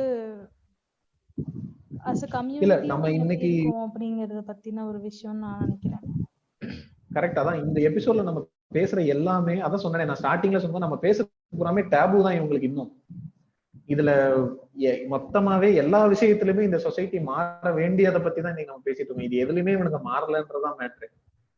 எனக்கு தெரிஞ்சு இது வந்து இண்டிவிஜுவலா ஒரு அவங்களோட இன்டெகிரிட்டியை பொறுத்து அப்படின்னு நினைக்கிறேன். இப்ப ஒரு பிரேக்கப் ஆனதுக்கு அப்புறம் நம்ம கலாச்சாரத்துல வந்து அந்த பொண்ணு மேல ஆசிட் அடிக்கிறதோ இல்ல வந்து வீட்டுல போய் பிரச்சனை பண்றதோ இது எதை குறிக்குது அப்படின்னு அதான் இது பேசிக்கா வந்து அவங்க ஈக்குவலா ட்ரீட் பண்றது இல்ல, ஒரு பிலாங்கிங் மாதிரி ட்ரீட் பண்றது, ஒரு வந்து அந்த ஒரு பொண்ணை வந்து ஒரு பொருள் மாதிரி ட்ரீட் பண்றது தான் சொல்றேன். அதுதான் அங்கேயும் இங்கேயுமான டிஃபரன்ஸ். அங்க வந்து நீங்க இந்த ராஸ் ரேச்சல் சொல்றீங்கல்ல, ரேச்சலுக்கு வந்து பிடிக்கல அப்படின்னு அவங்க வேலைக்கு போயிட்டாங்க அப்படின்னா அது அவங்களோட ஓன் உரிமை, ஓன் தாட் ப்ராசஸ். அதை ரெஸ்பெக்ட் பண்ணிட்டு அதுக்கேற்ற மாதிரி இருக்காங்கல்ல, அந்த விஷயம் இங்க இல்ல அப்படின்னு சொல்றேன். இப்ப இந்த ப்ரீமேரிட்டல் செக்ஸ்ங்கிறதுமே வந்து இங்க இன்னும் அதெல்லாம் சுத்தமாவே அக்செப்டபிளே இல்ல அப்படிங்கிற ஒரு லெவல்ல தானே இருக்கு. இப்ப அது அந்த கான்செப்டே கரெக்ட்னு நினைக்கிறீங்களா, இல்ல அது தப்புன்னு நினைக்கிறீங்களா, இல்ல அதை பத்தின பெர்ஸ்பெக்டிவ் வந்து இங்க எப்படி இருக்கு நம்மளுக்குள்ள? இந்த நம்ம சொசைட்டில ப்ரீமேரிட்டல் செக்ஸ்ல நம்ம ஊர்லயா ஐயா இந்த செக்ஸ்னா அந்த ஃபார்முலா எல்லாம் இருக்கும் இல்லையா, அதானங்கயா? அப்படி எல்லாம் இல்ல, எல்லாருக்கும் எல்லாம் தெரியும். அந்த வார்த்தையை வெளியே சொல்றதுக்கே இவனுங்க பயந்து சாவறானுங்கன்னு தெரியல. ஆனா பாப்புலேஷன் மட்டும் பாரு. ஆமா, இல்ல இவங்க இந்த ப்ரீமேரிட்டல் செக்ஸ்ல இருக்க டாபு இல்ல அந்த ஸ்டிக்மா எங்க இருக்கு அப்படின்னா பொண்ணுங்களோட வெர்ஜினிட்டில தான் பிரச்சனை இருக்குது. பசங்க வந்து அதுக்கு முன்னாடி எக்ஸ்பீரியன்ஸ் ஆனா அதை பிளே பாய்னு பீத்திக்கிறதும் அது ஒரு பெரிய சாதனையா நினைக்கிறதும் ரொம்ப நார்மல் நம்ம சொசைட்டில. எங்க ப்ரீமேரிட்டல் செக்ஸ் தப்புன்னு பேசுற சொசைட்டில தான் வந்து இது வந்து ரொம்ப பெரிய விஷயமா பேசுவாங்க. சோ இங்க விர்ஜினிட்டிங்கிற விஷயத்த முதல்ல பேசி ஆகணும் கண்டிப்பா. எனக்கு தெரிஞ்ச வரைக்குமே ஒரு 2 வருஷத்துக்கு முன்னாடி 3 வருஷத்துக்கு முன்னாடி எல்லாம் நான்லாம் அப்போ நம்மலாம் அப்போ வந்து இந்த மொரட்டு சிங்கிள் சொல்லலனாலும் கிட்டத்தட்ட அந்த மாதிரி சுத்திக்கிட்டு போனோம். சரி ஓகே, நாங்க எல்லாரும் எங்க 2 பேரும் சொன்னோம். அப்பெல்லாம் எப்படி தாட் ப்ராசஸ் இருக்குன்னு, நம்மலாம் வந்து ரொம்ப பியூரா இருக்கும், நம்மளுக்கு வர கேர்ள் ஃப்ரெண்ட் வந்து அப்படியே வந்து வெர்ஜினா தான் இருக்கணும், நம்மளுக்கு வரப்போற கேர்ள் ஃப்ரெண்ட் கொடுத்து வச்சவங்க ரெண்டாவது விஷயம், வரப்போற கேர்ள் ஃப்ரெண்ட் வந்து அப்படியே வெர்ஜினா இருக்கணும், வந்து இதுக்கு முன்னாடி யாரையும் வந்து இது பண்ணிடக்கூடாது அப்படின்னு எதிர்பார்க்கிற மனநிலையில தான் இருந்தோம். அதுக்கான காரணம் என்ன, அதுக்கான மனப்பக்குவம் இல்லாததுக்கான காரணம் என்ன அப்படின்னா, இப்ப செக்ஸ் வச்சுக்கிறதுங்கிறது வந்து அது ஒரு அந்த டைம்ல ஒரு நடக்கிற விஷயம், அவ்வளவுதான். ஒரு டைம் நடந்துட்டா அந்த பாடி வந்து களங்கம் ஆயிரும், அது வந்து இம்பியூர் ஆயிரும் அப்படின்னு நம்ம மனசுல வந்து திணிக்கப்பட்டிருக்குது. இந்த ஒன்ஸ் வந்து விர்ஜினிட்டி லூஸ் பண்ணிட்டா அவ்வளவுதான் அப்படிங்கிற மாதிரி அந்த மைண்ட்ல வந்து ஃபிக்ஸ் பண்ணி வச்சிருக்காங்க சொசைட்டில. அதெல்லாம் வந்து உடைக்கணும். அது வந்து ரொம்ப நார்மலான விஷயம். அது வந்து ஒரு பிசிக்கல் நீடு தேவைப்படுறப்ப எல்லாரும் பண்றதுதான் அப்படின்னு புரிஞ்சுக்கிறதுக்கே பல வருஷம் ஆகுது, பல விஷயங்கள் படிக்க வேண்டியிருக்குது. இப்ப நான் வந்து இப்ப அவுட் ஆஃப் இந்தியா போகல அப்படின்னா இதை தெரிஞ்சுக்கிறதுக்கு எனக்கு இன்னொரு 10 வருஷம் 15 வருஷம் ஆனாலும் ஆச்சரியப்படுறதுக்கு இல்லை அப்படிங்கிறேன். பெரியார்லாம் படிக்கல அப்படின்னா எப்படி வந்து விர்ஜினிட்டி வந்து ஒரு ஏமாத்து வேலை, கற்புன்னு எப்படி வந்து ஏமாத்தி வந்து பொண்ணுங்களுக்கு மட்டும் வந்து ஏமாத்தி வச்சிருக்காங்க அப்படிங்கறதெல்லாம் எனக்கு தெரிஞ்சிருக்காது. இன்னொரு 10 15 20 வருஷம் ஆனாலும் அதுல ஆச்சரியப்படுறதுக்கு இல்லை. நீங்க சொன்னீங்கல்ல எப்படி வந்து இந்த வெர்ஜினிட்டி அப்படிங்கிற ஒரு விஷயம் வந்து ரொம்ப முக்கியமான விஷயமா இருக்கு when choosing a partner, பசங்களை பொறுத்த வரைக்கும்னு எனக்கு தெரிஞ்சது. இந்த பிராண்டிங் ஆர் இந்த கண்டிஷனிங் வந்து பசங்களுக்கு மட்டும் நடக்கிறது இல்லைன்னு நினைக்கிறேன், பொண்ணுங்களுக்கும் இது நடக்குது. ஏதாவது இப்போ ப்ரீமேரிட்டல் செக்ஸ் நடந்துருது, இல்லை வந்து அபியூஸ் நடக்குது. அபியூஸ்ன்னு வச்சுக்கோமே, நம்ம வந்து கன்சென்சுவல் செக்ஸுக்கு கூட போவேன். ஒரு அபியூஸ் நடந்துருச்சுன்னா கூட அந்த பொண்ணுக்கு வந்து இருக்கிற மென்டல் ட்ராமா முக்காவாசி எதனால இருக்குன்னா ஐயையோ நம்ம இம்பியூர் ஆயிட்டோமே அப்படிங்கிற ஒரு தாட்ல தான் இருக்கு. ஐயையோ நம்ம வந்து நம்மளோட கற்பு போயிருச்சே அப்படிங்கிற ஒரு தாட்னாலதான் இந்தியன் சொசைட்டியை பொறுத்த வரைக்கும் அந்த பொண்ணோட மென்டல் ட்ராமா பூரா அங்கிருந்து தான் ஆரம்பிக்குது. சோ அவங்கள பொறுத்த வரைக்கும் என்னன்னா வாழ்க்கையில நீ பண்ற எதுவுமே முக்கியம் கிடையாது.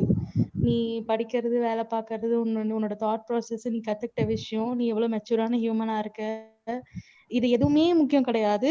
அந்த காலுக்கு நடுவுல இருக்கிற ஒரு விஷயம் மட்டும்தான் முக்கியம் அப்படின்னு என்ன சொல்றது, அதை மட்டும் அதை பேஸ் பண்ணிதான் எனக்கு இன்னமும் இந்த சொசைட்டியே இயங்கிட்டு இருக்கோம் அப்படின்னு ஒரு தாட் வரும் எனக்கு அப்பப்போ.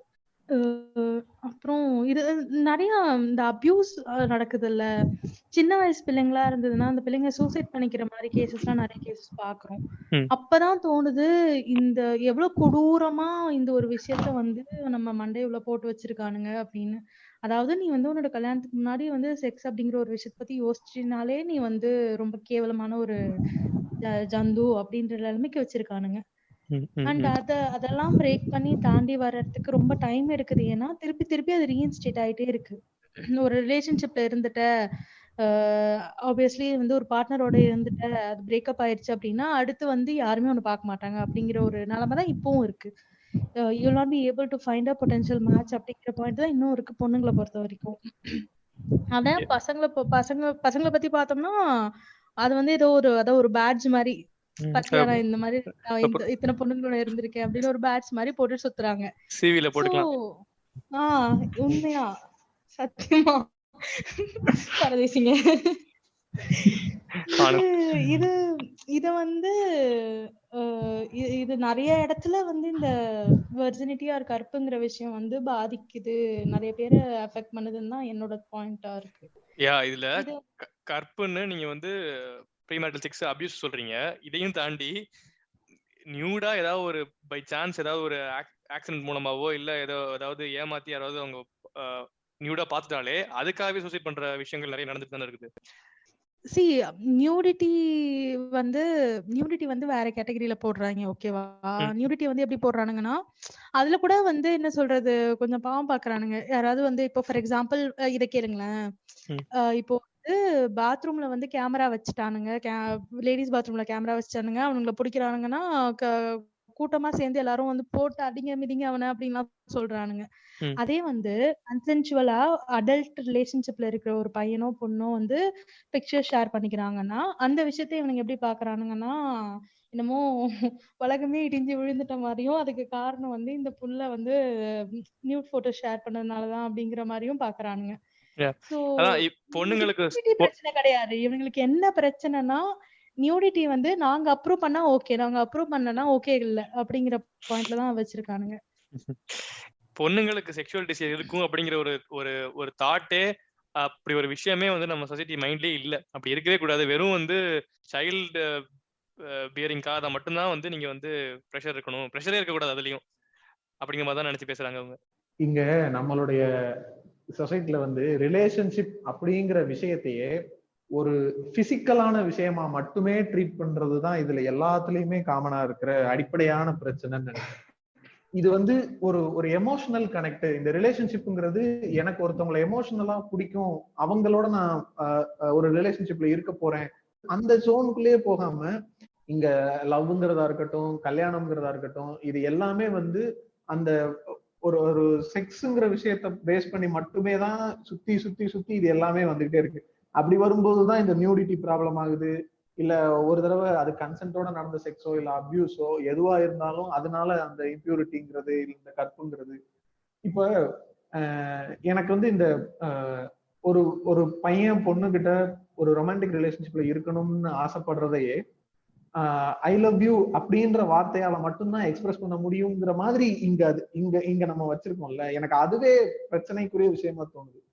எனக்கு வந்து ஒரு ஃப்ரெண்டை பிடிக்கும், என்னோட ஆப்போசிட் ஜெண்டர்ல ஒரு ஃப்ரெண்டு, ஒரு பொண்ணு, அவங்களை வந்து எனக்கு ரொம்ப பிடிக்கும். நான் அவங்களோட ரொம்ப அவங்களோட ஃப்ரெண்ட்ஷிப் வந்து எனக்கு ரொம்ப வேல்யூபிளா இருக்கு, எனக்கு அவங்க ரொம்ப பிடிக்குங்கிறப்ப நான் போய் அந்த பொண்ணுகிட்ட வந்து ஐ லவ் யூன்னு சொல்ல முடியல. அது ஏன் சொல்ல முடியாததா இங்க இருக்கு அப்படின்னா, இவனுக்கு என்ன சொல்லிட்டானுங்கன்னா இந்த ஐ லவ் யூன்ற வார்த்தையே ரொமான்டிக் ரிலேஷன்ஷிப் புரியதா மட்டும்தான் இருக்கணும் அப்படிங்கிற மாதிரி சொல்லிட்டானுங்க. அதனால இது இது இது எப்படி சொல்றதுன்னா, எங்க விட்டேன், ஐ லவ் யூ சொல்ல முடியல உனக்கு பிடிச்ச பொண்ணுகிட்ட. யோ. சொல்லு. சோ இவனுக்கு வந்து இந்த லவ்ன்ற விஷயம்ன்றத காதல் அது ரொமான்டிக் ரிலேஷன்ஷிப் மட்டும்தான் வச்சுக்கிட்டானுங்களே தவிர அது அன்பு, இதை நான் எங்க அப்பா கிட்டயும் சொல்லலாம், எங்க அம்மா கிட்டயும் சொல்லலாம், என் ஃப்ரெண்டு கிட்ட சொல்லலாம், அது பையனோ பொண்ணோ, இது வந்து அதை தாண்டி ரொமான்டிக் ரிலேஷன்ஷிப்ன்றது எனக்கும் உனக்கும் ஒரு ஒரு நம்ம ரொம்ப நாள் சேர்ந்து டிராவல் பண்ணலாம்ன்ற ஒரு ஆசை இருக்கு, நம்ம சேர்ந்து இருக்கலாம், இது செட் ஆகும், அதனால நம்ம கூட இருக்கோம் அப்படின்ற இது ஒரு மாதிரி எல்லாத்தையுமே போட்டு குழப்பி கன்ஃபியூஸ் பண்ணி கடைசியில நாங்க சொல்றதான் கரெக்ட்னு அவங்க ஒண்ணு சொல்லிட்டானுங்க. அதையே தான் நம்ம எல்லாரும் கரெக்ட்னு நினைச்சுக்கிட்டு இவ்வளவு வருஷமா ஊட்டிட்டு இருக்கோம். இல்ல என்னன்னா அதெல்லாம் புரிஞ்சுக்கிறதுக்கு வந்து எப்படின்னா மனுஷனா ஒண்ணு இருக்கும். படிச்சு ஒண்ணு படிச்சு இல்ல வந்து 4 பேர்ட்ட பேசி தெளிவு வரணும், இல்ல வந்து நம்ம வாழ்க்கையில நம்ம 2-3 ரிலேஷன்ஷிப்ல இருந்து தெளிவு வரும். இவனுங்க ரெண்டுத்தையுமே பண்ண விட மாட்டேங்கிறானுங்களே. இவனுங்களும் செக்ஸ் ஒண்ணு நம்பி வாழணும், இல்ல நம்ம வச்சு வாழணும், ரெண்டுமே இல்ல எப்படி கையா? நாங்கதான் மரட்டு சிங்களாச்சே, அப்புறம் என்ன? செக்ஸ்ங்கிற வார்த்தையை சொன்னாலே வந்து அருவாளை தூக்கிட்டு ஏய் நாங்களும் மதுரைக்காரங்கடா அப்படிங்கிற மாதிரி நாங்களும் கலாச்சார காவலர்கள் தான் வந்துடுறானுங்க. இல்ல வந்து ரிலேஷன்ஷிப்ல இருக்கோம் அப்படின்ற உண்மையா சொல்ல போனா நிறைய பேர் வந்து லிவ் இன் ரிலேஷன்ஷிப்ல இருக்கோம், இல்ல ப்ரீமேரிட்டல் செக்ஸ் இருக்கு அப்படிங்கறத க்ளோஸ் ஃப்ரெண்ட்ஸ் கிட்ட கூட ரிவீல் பண்ண தயாரா இல்ல. ஏன்னா இவனுங்களுக்குள்ள இருக்கிற கலாச்சார கண்ணி எப்ப வெளியே வரும்னு தெரியாது, நம்ம எதுக்கு இவனுங்க கிட்ட போய் வாய் கொடுக்கணுன்ற நிலைமையிலதான் இன்னும் நம்ம எல்லாம் சுத்திக்கிட்டு இருக்கோம். So very hopeless situation. இல்ல எனக்கு இந்த எபிசோட்லயே மெயினாவே நான் இந்த பாயிண்ட வச்சுதான் டிராவல் பண்ணணும்னு நான் நினைச்சேன். இந்த இந்த இது வந்து this is not just about physical, இது வந்து ஒரு எமோஷனலான விஷயம் அப்படிங்கறத வந்து புரிஞ்சுக்கிறணும் அப்படிங்கறதான் ஹைலைட் பண்ணணும்னு ஆசைப்பட்டேன். இப்ப இந்த ஒன் நைட் ஸ்டாண்டுன்னு சொல்றதோ இல்ல ஃப்ரெண்ட்ஷிப் பெனிஃபிட் சொல்றதோ இது எல்லாமே ஒரு கைண்ட் ஆஃப் ரிலேஷன்ஷிப் தான். அந்த மாதிரி இருக்கிறதுனால அவங்களுக்கு வந்து ஒரு பார்ட்னர்னு ஒருத்தவங்க இருக்க முடியாது. இப்போ ஃப்ரெண்ட்ஷிப் பெனிஃபிட்ஸ்னு இருக்கிறவங்க ஒரு பாயிண்ட்டுக்கு அப்புறம் தனக்கு வந்து ஒரு ரொமான்டிக் ரிலேஷன்ஷிப்ல லாங் டைமா ஒரு பார்ட்னர் வேணும்னு ஆசைப்பட்டாங்கன்னா நீ அப்படித்தானே இருந்த, உனக்கு அதுதானே தேவை, அதுக்கு எதுக்கு நான் இந்த மாதிரியான ஜட்ஜ்மெண்ட்டுக்குள்ளேயே போகாம அது வேற இது வேறன்ற புரிஞ்சுக்கிறதுக்கான அண்டர்ஸ்டாண்டிங் வேணும்ல. நம்ம பேசிட்டு இருந்த லிவ் இன் ரிலேஷன்ஷிப் இல்ல ரிலேஷன்ஷிப் இன் ஜெனரல்னே வச்சுப்போமே, 2 கன்சென்சுவல் அடல்ட்ஸ்க்கு நடுவுல ஒரு ரிலேஷன்ஷிப் இருக்கு. எந்த ரிலேஷன்ஷிப்பா இருந்தாலும் சரி, அதோட பேசிக் ஃபவுண்டேஷன் வந்து ட்ரஸ்ட், ஒரு கேர், லைக் நமக்குன்னு ஒருத்தவங்க இருக்கணும் அப்படிங்கிற பாயிண்ட்ல தான் அது எல்லாமே ஆரம்பிக்குது. இங்க யாருமே வந்துட்டு என்ன சொல்றது, இங்க எல்லாரும் வந்துட்டு இல்ல this is just for sex அப்படின்னு எல்லாருமே முடிவு பண்ணிடுறது இல்ல. அண்ட் அந்த செக்ஸ்ங்கிற அப்படி ஒரு இருக்கிற ஒரு விஷயமே எதுக்கு, ஒரு இன்டிமசி தேவைங்கிறது தானே. இல்லன்னா என்ன சொல்றது, நிறைய செக்ஸ் டாய்ஸ் எல்லாம் வைக்குது, அதை யூஸ் பண்ணிட்டு போயிருப்பாங்களே. சோ பேசிக்கலி ஒரு ஹியூமன் இன்டிமசி வேணும் அப்படிங்கிற பாயிண்ட்ல தான் இது எல்லாமே ஸ்டார்ட் ஆகுது. அண்ட் டெஃபினெட்லி என்ன சொல்றது, ஒரு கேர், ஒரு ட்ரஸ்ட் இல்ல ஒரு எமோஷனல் சப்போர்ட் இல்லாம வந்து இது எதுவுமே சஸ்டெயின் ஆகாது. ஆனா இந்த சொசைட்டி வந்து இதை எப்படி பாக்குதுன்னா, ரிலேஷன்ஷிப்ல இருக்கும், எங்களுக்குள்ள செக்ஷுவல் இஷ்யூஸும் இருக்கு, அதுக்கப்புறம் வந்துட்டு இல்ல நாங்க லிவ் இன் ரிலேஷன்ஷிப்ல இருக்கோம், இல்ல one night stand, what ever it is, எது சொன்னாலுமே இவங்க கண்ணுக்கு தெரியறது வந்து என்னன்னா ரெண்டு அடல்ட்ஸ் வந்து செக்ஸ்ல மட்டும்தான் இருக்காங்க அப்படிங்கிற ஒரு பாயிண்ட் தான். இதுவே வந்து ஒரு அற்பத்தனமா இருக்கு. ஏன்னா இவனுங்க என்னன்னா பேசிக்கலி இவனுங்க யாருன்னா 2 பேர் பாத்துப்பானுங்களாம், கல்யாணம் பண்ணிப்பானுங்களாம், அடுத்த நாள் வந்து இவனுங்க டைம் குறிச்சு செக்ஸ் வச்சுப்பானுங்களாம். இவனுங்க வந்து 2 இண்டிவிஜுவல்ஸ் பேசி புரிஞ்சு ஒரு 6 மாசம் கழிச்சு 7 மாசம் கழிச்சு டேட் பண்ணி அதுக்கப்புறம் ரிலேஷன்ஷிப்குள்ள போறவங்களே இவங்க ஜட்ஜ் பண்ணுவாங்களாம். இது என்ன லாஜிக் எனக்கு புரியல. அவன் எக்ஸாம்லாம் எழுதிட்டு வந்திருக்கான், நீ ஒண்ணுமே பண்ணாம உள்ள வந்திருக்கேன், நீ யாரும் அவனை ஜட்ஜ் பண்ண? எனக்கு தெரிஞ்சு இந்த மொரட்ட சிங்கிள் சுத்துறவங்களுக்கு எல்லாம் வேற வழியில கடைசியில இந்த செக்ஸ் டாய் தான் ஒரே வழின்னு நினைக்கிறேன். அதாங்க அரேஞ்ச் மேரேஜ் இருக்குங்க. இதற்கும் எனக்கும் எந்த சம்பந்தமும் இல்லை, தாக்குவோர்கள் நவீனை மட்டும் தாக்கிக் கொள்ளவும். Thanks Soumya for the concept. அதாங்க இப்ப இந்த அரேஞ்ச் மேரேஜ் இவனுங்க எல்லாத்தையுமே பிசிக்கலா தான் வச்சிருக்கானுங்கன்றதே நான் அதை வச்சுதான் சொல்றேன். இப்ப கல்யாணம் பண்ணி முடிச்ச உடனே அன்னைக்கு நைட்டே இது நடந்துடணும்னு டைம் குறிச்சு பண்றதே இவனுங்க கல்யாணமே அதுக்காகன்ற மாதிரி தானே நடத்துறானுங்கன்றதான் பாயிண்ட். இன்னும் அதுக்கப்புறம் நம்ம இன்னும் 20 வருஷம் ஆனா அதை நினைச்சு பார்த்தா எவ்வளவு கேவலமா இருக்குது இல்ல. கல்யாணம் பண்ணிட்டு என்ன ஏதுன்னு இப்பயாவது அட்லீஸ்ட் ஒரு 2-3 மாசம் நல்லா பேசுறாங்க, முன்னாடி எல்லாம் சுத்தமா கிடையாது இல்ல, டைரக்டா கல்யாணத்துல தான் பாப்பாங்க. அப்படி இருக்கிறப்ப வந்து முத நாளே வந்து சாந்தி முகூர்த்தம் வைக்கணும்னு சொல்றதெல்லாம் எவ்வளவு ஒரு கேவலமான விஷயம். அதை வந்து கலாச்சாரம்னு பெருமையா வேற பேசிக்கிறாங்க. பேசிக்கலி இவங்க வந்து ரேப்ப பர்பெட்டுவேட் பண்ற ஒரு ஒரு ஒரு கூட்டமா இருந்துகிட்டு இவனுங்க வந்து எல்ஜிபிடிக்யூ ரிலேஷன்ஷிப்ல இருந்து எல்லா ரிலேஷன்ஷிப்பையும் இவங்க ஜட்ஜ் பண்ணுவானுங்க, மீம்ஸ் போடுவானுங்க அதை பத்தி. ஆமா, வாவ், பெருமையா இருக்கிறது. இன்னும் நம்மலாம் அந்த டாபிக்க தொடவே இல்ல, அதுக்குள்ளேயே இவ்வளவு நேரம் நானாக பிறந்ததற்கு வைக்கப்படுகிறேன் தோழி. மனுஷனாக பிறந்ததுக்கு வெட்கப்படுகிறேன் தோழி. சோ இப்ப இந்த சௌமியா சொன்ன பாயிண்ட்ல வந்து இப்ப அந்த இன்டிமெசி அப்படிங்கிற ஒரு விஷயம் வந்து இருக்கிறப்பதானே இந்த ரிலேஷன்ஷிப் வந்து சஸ்டெயின் ஆகும்னு சொல்லும்போது எனக்கு வந்து இன்னொரு பாயிண்ட் என்னன்னா, இப்ப இந்த செக்ஷுவல் இன்ட்ரெஸ்ட் இல்லாம ஏசெக்சுவலா சிலர் இருக்கலாம். அவங்களுக்கு வந்து பிசிக்கல் நீட்ஸ்ன்றது இல்லாம இருக்கலாம், ஆனா எமோஷனலா அவங்களுக்கு ஒரு பார்ட்னர் வேணும்ன்ற ஆசை இருக்கும். அவங்களுக்கு ஒரு பார்ட்னரை பிடிக்கலாம், அவங்க கிட்ட இவங்க எதிர்பார்க்கிற அந்த எமோஷனல் கேர் சப்போர்ட் இருக்கலாம். அந்த பார்ட்னர் இருக்காங்கல்ல, அவங்களுக்கு பிசிக்கல் நீட்ஸ் இருக்கலாம். இப்போ அந்த அந்த ஃபீமேல் பார்ட்னர் பிசிக்கல் நீட்ஸ் இருக்கக்கூடியவங்க அவங்களுடைய பிசிக்கல் நீட்ஸ்க்கு மட்டும் வேற ஒரு பார்ட்னரை கூட இருந்துகிட்டு எமோஷனலா இவர் கூட இருக்க முடியாதா? இப்ப இந்த ஓப்பன் ஹெண்டட் ரிலேஷன்ஷிப் எல்லாம் சொல்றாங்கல்ல, எனக்கு வந்து நீயும் நானும் எமோஷனலா நம்ம வந்து ஒரு கமிட்டடான ஒரு ரிலேஷன்ஷிப்ல இருக்கோம், ஆனா பிசிக்கலா நான் எனக்கு பிடிச்சவங்களோட நான் ரிலேஷன்ஷிப்ல செக்ஷுவல் ரிலேஷன்ஷிப்ல இருந்துக்கிடுவேன், நீ உனக்கு பிடிச்சவங்களோட செக்ஷுவல் ரிலேஷன்ஷிப்ல இருந்துக்கலாம் அப்படின்ற கான்செப்ட் இருக்குல்ல, இது தப்பானதா தான் இருக்கணுமா? இது தப்பானதான்னு கேக்குறேன். ஆக்சுவலா வந்து இந்தியாவோட கலாச்சாரப்படி இது தப்பானது. ஆனா வெளியே வந்து இதுக்கு ஒரு பேர் இருக்கு. இது வந்து பாலியமோரி அப்படின்னு சொல்லுவாங்க. எல்ஜிபிடிக்யூஐ பிளஸ் குவேர் சம்பந்தப்பட்ட ரிலேஷன்ஷிப் வகைகள்ல இது ஒரு ரிலேஷன்ஷிப் வகை. பேசிக்கலி வந்து இல்லைங்க, சரி தப்புங்கிறது எங்க வருது எனக்கு புரியல. ஏன்னா நீங்க வந்து மகாபாரதத்துல வந்து 5 புருஷன்றீங்க, ராமாயணத்துல வந்து ஒரே ஒரு புருஷன் தான் இருக்கணுங்கிறீங்க. அப்போ எல்லாமே வந்து ஒரு சொசைட்டியை தான் ரிஃப்ளெக்ட் பண்ணுது அப்படின்னா, அப்போ இருந்த சொசைட்டில 5 புருஷன் வச்சுக்கிறது நார்மலா இருந்திருக்கும். அதுக்கப்புறம் கொஞ்ச நாள் கழிச்சு வந்த ராமாயணத்துல வந்து ஒரு புருஷன் வச்சிருக்கிறது வந்து அப்ப சொசைட்டில நாம இருந்திருக்கும். So it depends. ராமாயணம் தான் முதல். ரொம்ப முக்கியம். சரி, ரொம்ப முக்கியம். அதேதான். ஸோ இவனுங்க அந்தந்த டைமுக்கு ஏத்த மாதிரி அந்த சொசைட்டி நார்ம்ஸ் அப்படிங்கிறது மாறுது, சரி தப்பு அப்படிங்கிறது மாறுது. இப்போ வந்து மேல் டு ஃபீமேல் ரேஷியோ குறைஞ்சிக்கிட்டே போகுதுன்னு சொல்லிட்டு இருக்காங்க. குறைஞ்சிடுதுன்னு வச்சுக்கோங்களேன். அப்ப என்ன பண்ணுவீங்க? பொண்ணே இருக்காது எவனுக்குமே. அப்ப என்ன பண்ணுவீங்க? Maybe there might be a point where ஒரு பொண்ணுக்கு 4% இருக்கிற மாதிரி பாயிண்ட் கூட வரலாம். அது முன்னாடி இருந்ததா பின்னாடி இருந்ததா அதெல்லாம் நமக்கு தெரியாது. வருதா வராம போதா அதுவும் வந்து இமேஜினரி சிச்சுவேஷன் தான். ஸோ சரி தப்பு அப்படிங்கறதெல்லாம் ஒவ்வொரு சொசைட்டிக்கு ஏற்ற மாதிரி மாறிக்கிட்டு இருக்கு. இப்போ வெளியில நிறைய கண்ட்ரிஸ், நார்டிக் கண்ட்ரீஸ்ல எல்லாம் வந்து குவேர் ரிலேஷன்ஷிப் வந்து legally accepted relationship.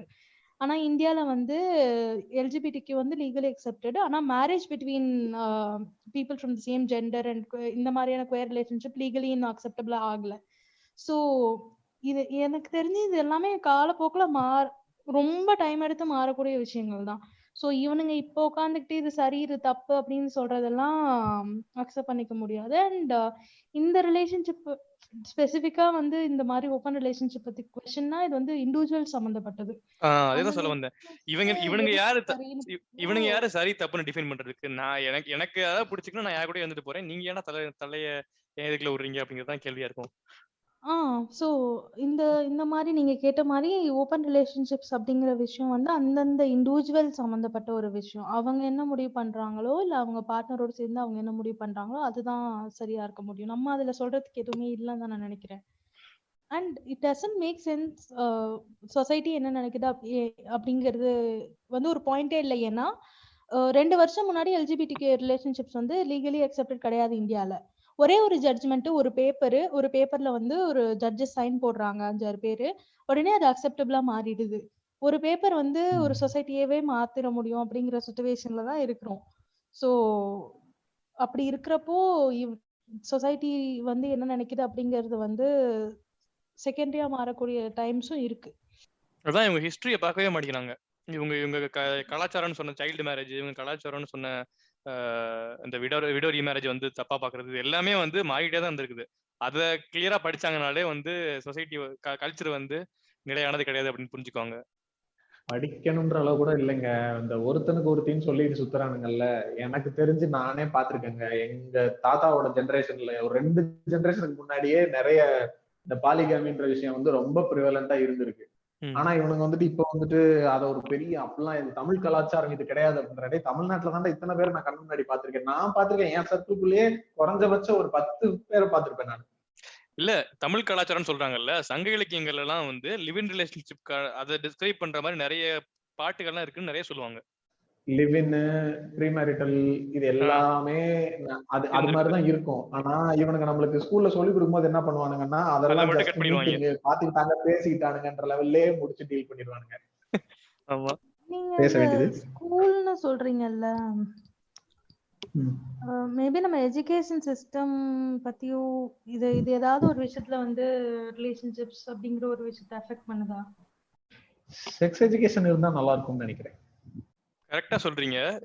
Sex education ஒரு சீரிஸ் நெட்ஃபிளிக்ஸ்ல இருக்கு, நீங்க எல்லாரும் பாத்தீங்களான்னு தெரியல, கண்டிப்பா பார்க்க வேண்டிய சீரிஸ் அது. என்னென்ன பாசிபிலிட்டிஸ் இருக்குது, அதை சுத்தி என்னென்ன எமோஷன்ஸ் இருக்குதுங்கிறது ரொம்ப சூப்பரா சொல்லியிருப்பாங்க.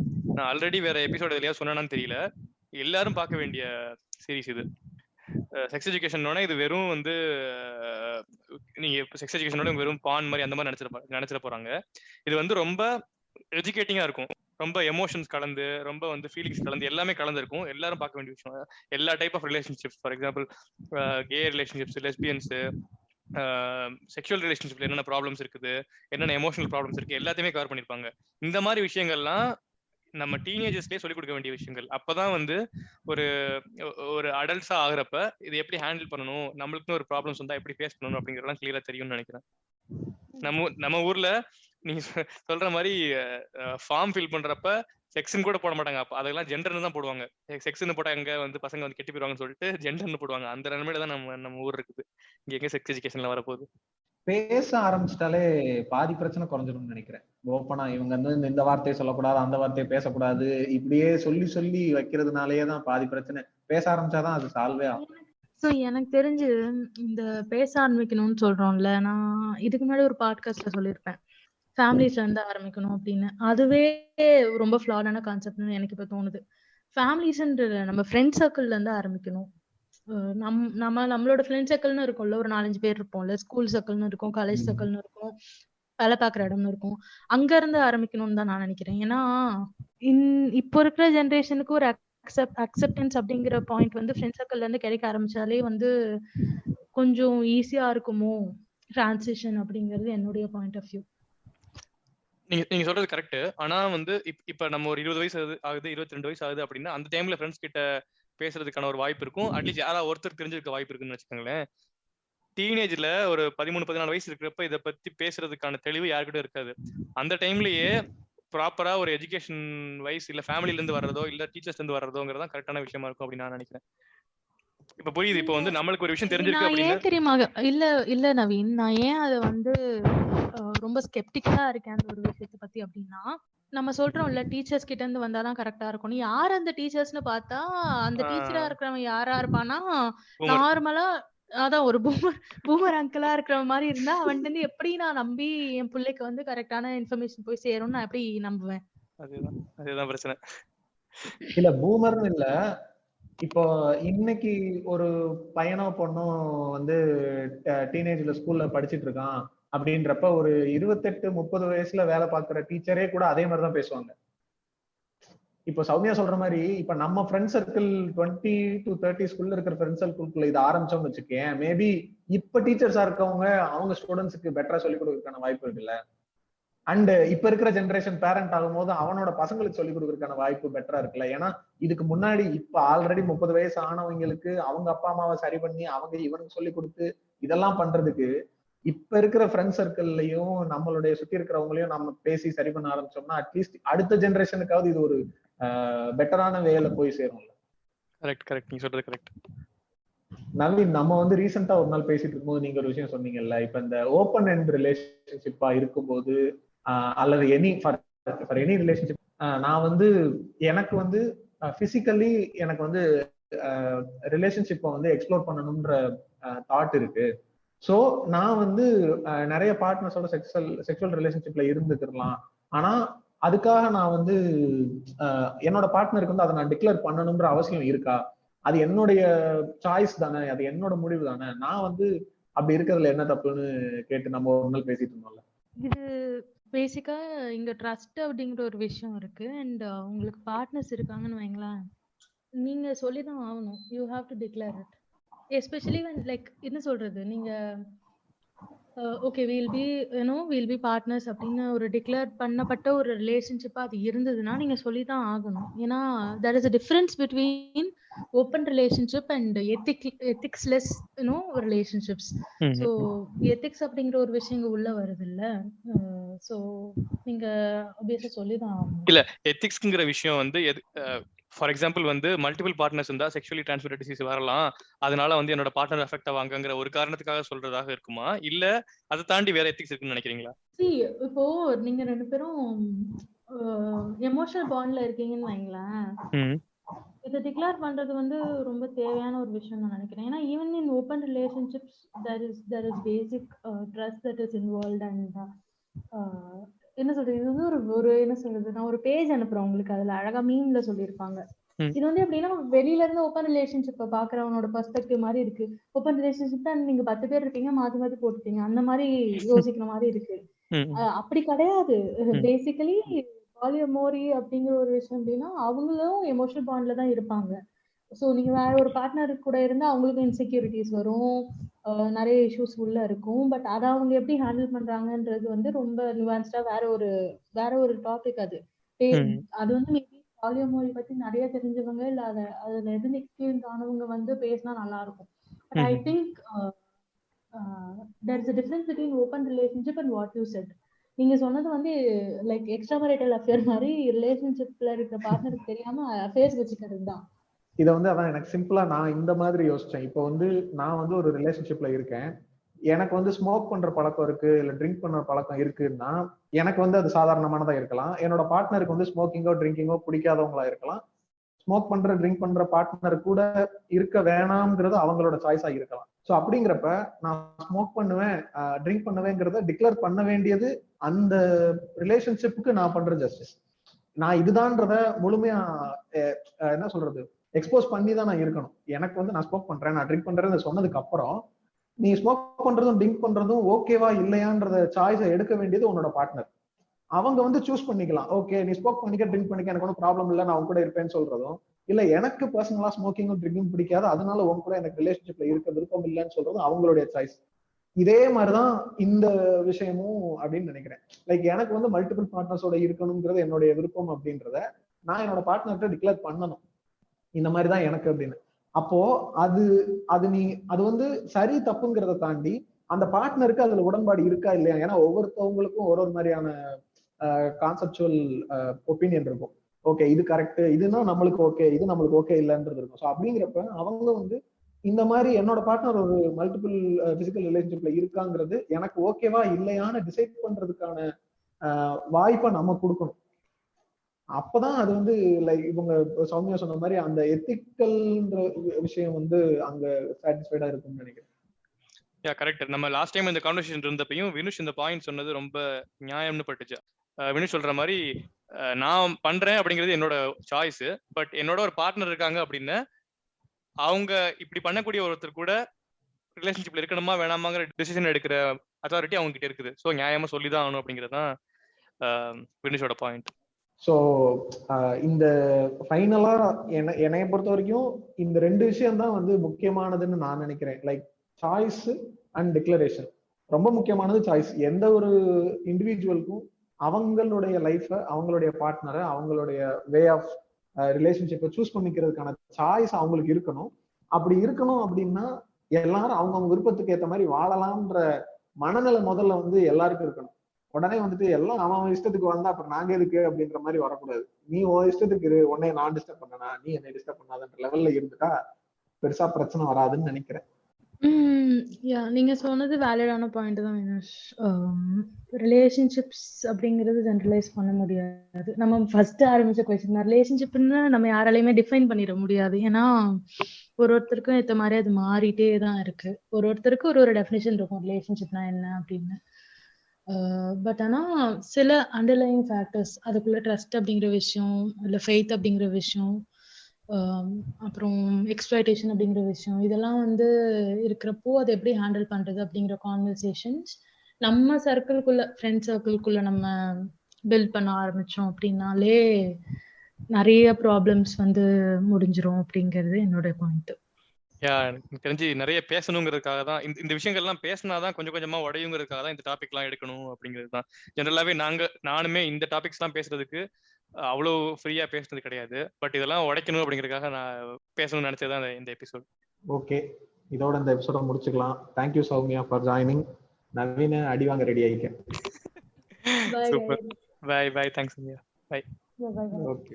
தீராமல் போன ஆசைகள் எல்லாம் தீர்க்க தெரிந்த ஒருவன் போக